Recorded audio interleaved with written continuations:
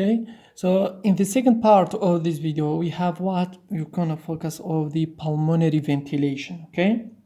Regarding the first one, pulmonary ventilation. In the pulmonary ventilation, we have inspiration,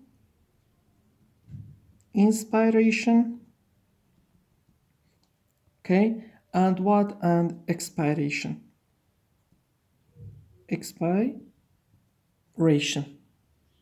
So now we know that pulmonary ventilation, which includes inspiration and expiration. So now let's focus on the first one, which is inspiration.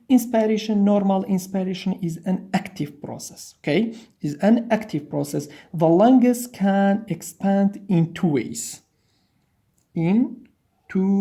ways. Which is the first one by downward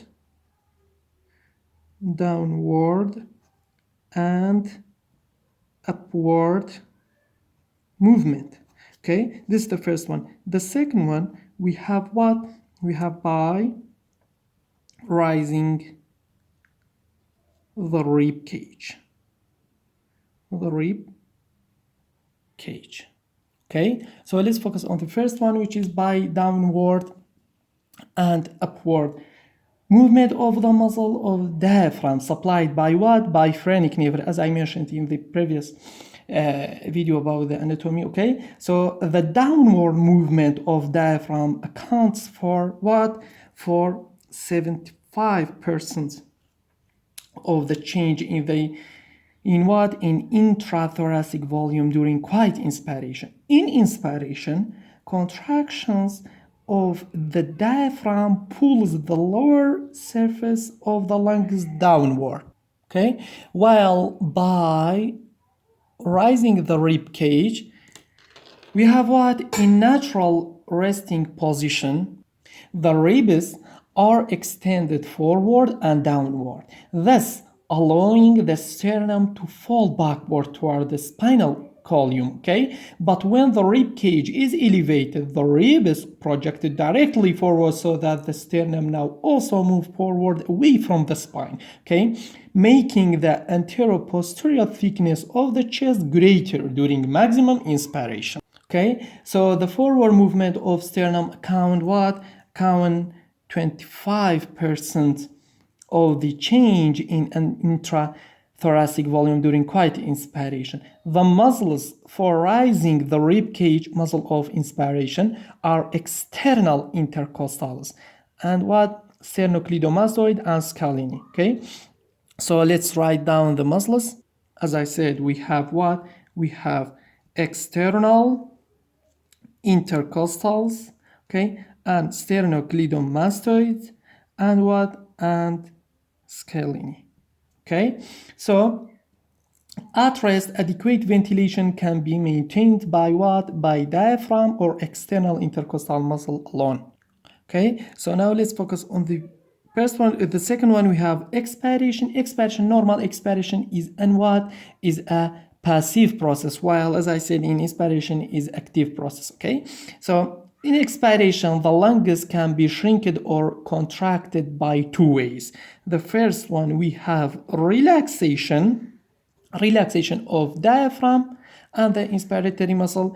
The second one, we have what? We have elastic recoil tendency of the lung, okay? So let's focus on the first one, which is relaxation of diaphragm and the inspiratory muscles, which cause what? Which cause compression on the lungs, okay? In contrast, during heavy breathing, however, the compression forces are not powerful enough to cause the necessary rapid expiration, so that abdominal recti, okay, and the muscles that pull the rib cage downward, internal intercostal, example, muscles of what? Of expiration, are contracted and added to the force need for what?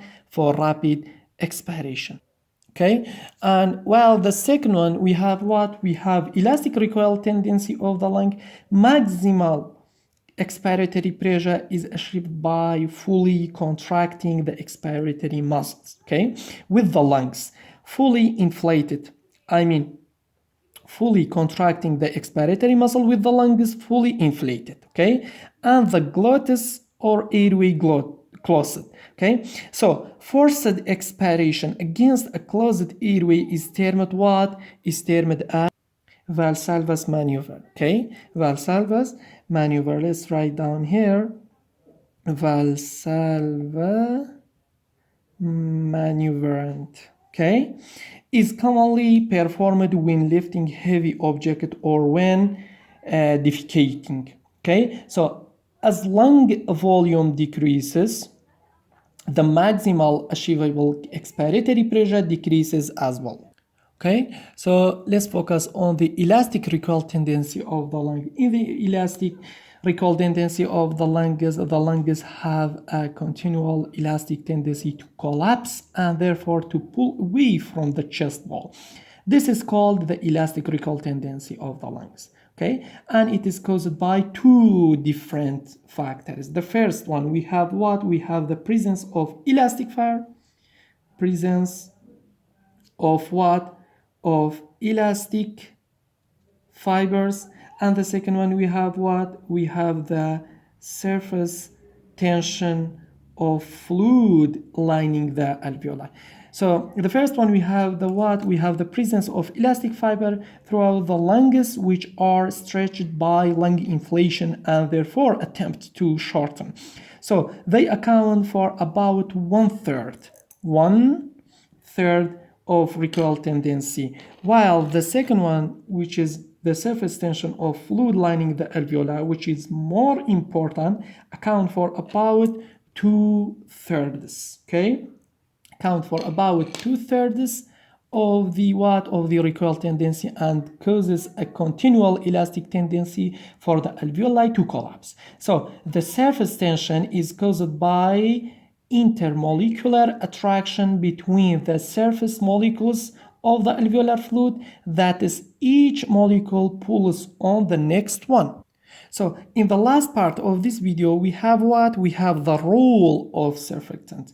The role of the surfactant, a substance known as surfactant, which is a what? Which is a lipoprotein secreted from what? From type 2 alveolar epithelial cell, and has many important functions.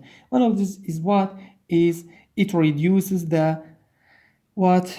Reduces the surface tension of the fluid lining the alveoli by decreasing the forces between the surface molecules of the alveolar fluid and therefore allowing the lungs to expand.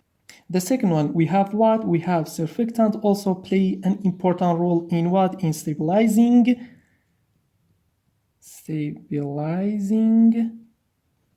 of what? Of the sizes of the alveoli,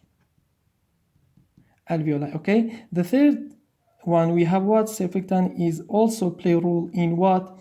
In preventing accumulation of what? Of edema fluid in the alveoli, okay.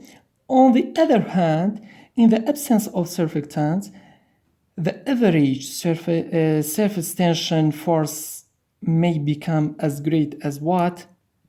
10 to 20 millimeter mercury, mmHg, okay, which tends to pull fluid into what? Into the alveoli, causing massive filtration of fluid out of the capillaries wall.